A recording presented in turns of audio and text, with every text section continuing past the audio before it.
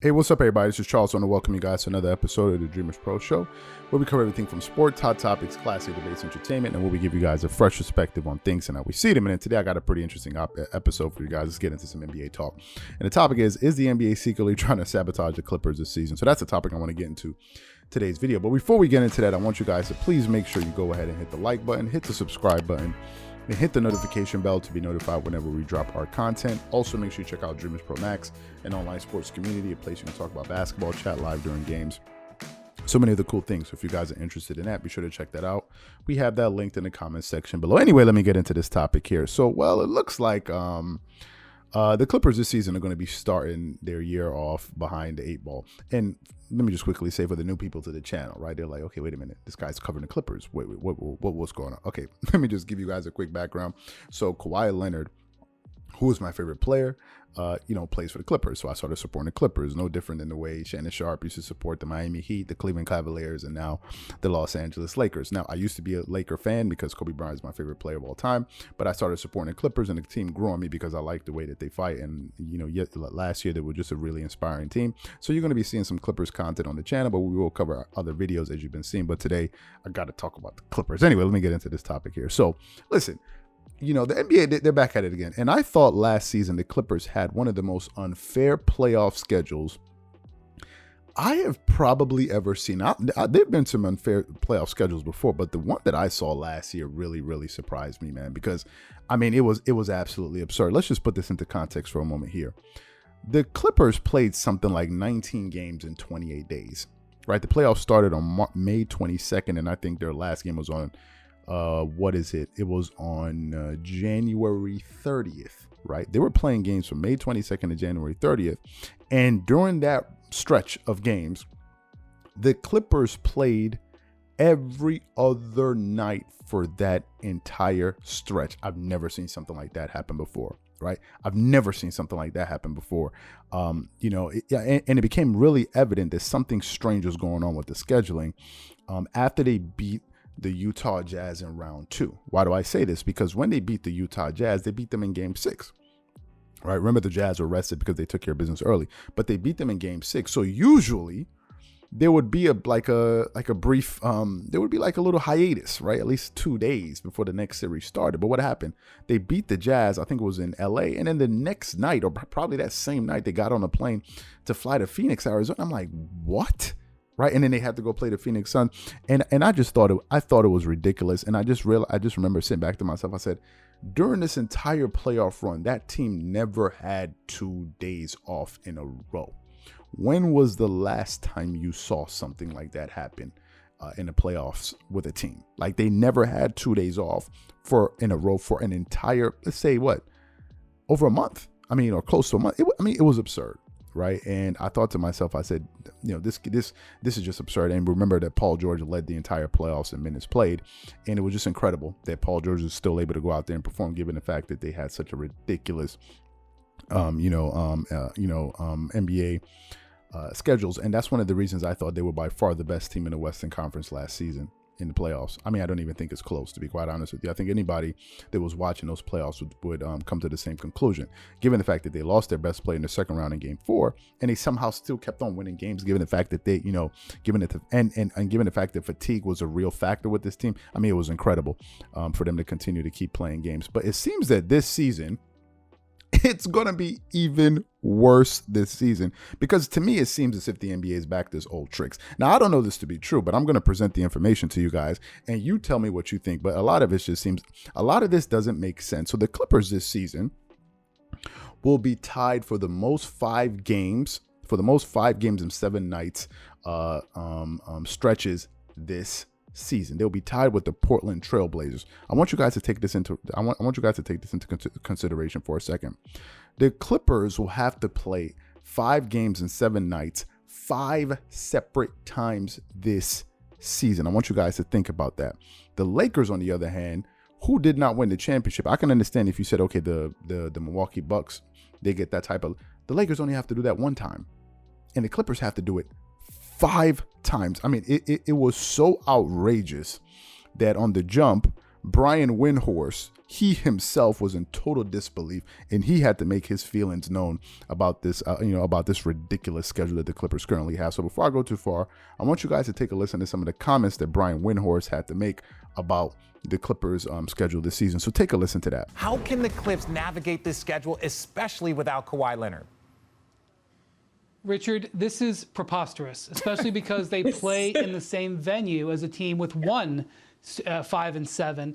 Now, I was asking some questions about this when I heard about it because, the Clippers are not renewing their Staples Center lease. They're building their own arena. And the Lakers just extended their Staples Center lease.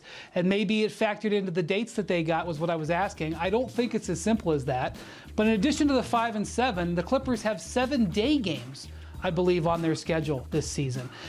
Those are difficult. As you know, Richard, I mean, you can speak to it more than anybody. Oh, they're the worst. Especially because this team is not going to have the ability to rest players like they have in recent years. They don't have that cushion in Kawhi Leonard. I think they're going to have to play way more games to win, and it's going to be much more difficult. The league used to celebrate getting rid of 5-7s.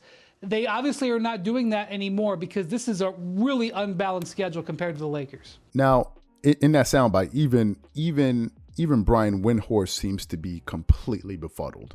Right. He himself doesn't seem to understand just how ridiculous a schedule that the Clippers have. And to me, it makes no sense. I want you guys to think about this for a moment here. This stretch of 5 games and 7 nights, 5 times. I want you guys to think about this. That means that's a total of 25 games, right? 5 games in 7 nights, 5 times. Those are 25 games that will have to be played in a total of 35 days. I want you guys to think about what I just said.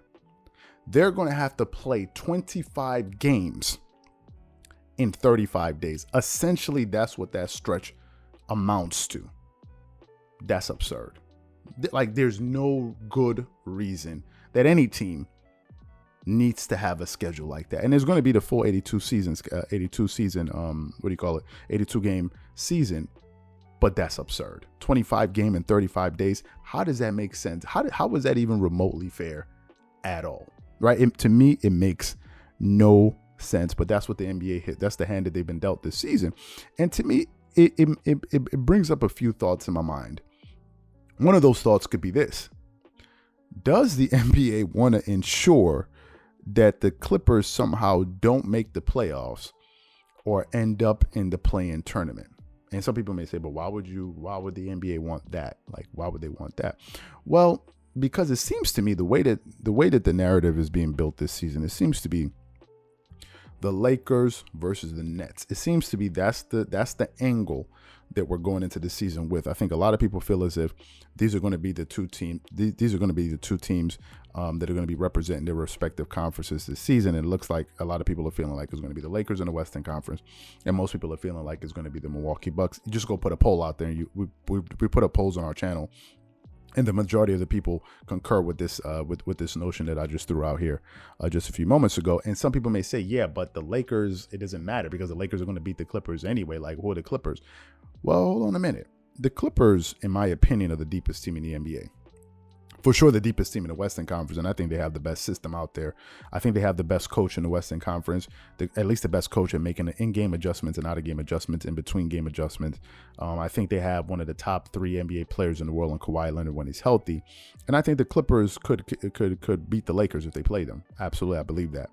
And I think some people know that. Like, everybody, like, you don't witness a run that they had last season and say, oh, they're nobody. No, they're somebody, right?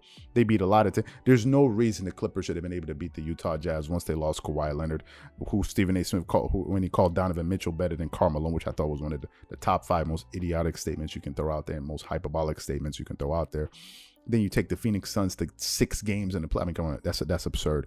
So maybe that could be one of the reasons that maybe the Lakers just, maybe the NBA just doesn't want, to mess up the apple cart, that they want these two teams to be in the NBA Finals. And that could definitely be an option because, that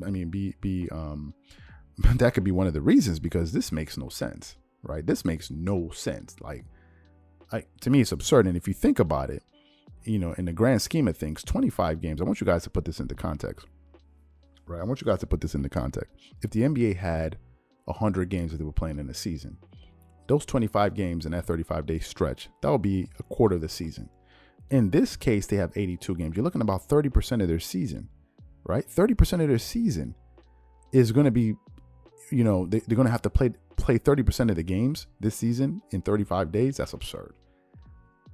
And if Kawhi Leonard doesn't come back, there's a good probability that they may lose a decent amount of those games, right? Because fatigue and all of these things are going to play a role. So for me, I don't know. I don't know what to think, but it just seems very, very strange.